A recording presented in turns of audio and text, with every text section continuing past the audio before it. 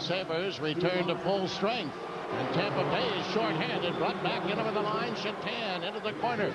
Racing in after it. Verada behind the net to Gilmour. Gilmour to Verada again. Tried to float it in front. Into Gilmour.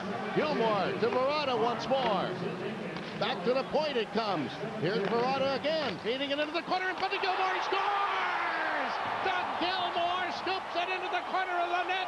And on the power play, yes, the power play, it's tied at 2. And you can't score a finer power play goal than that. Just pinpoint passing by Buffalo, and Doug Gilmour scores his first goal in the last 17 games. Beautiful passing by Buffalo. And the Sabres strike quickly here in the second to tie it. What a play Verada made into Woolley and out in front to Gilmour. Buffalo ties the score. A one-touch quick pass in front of the net, Woolley to Gilmour, and he buried it in the corner.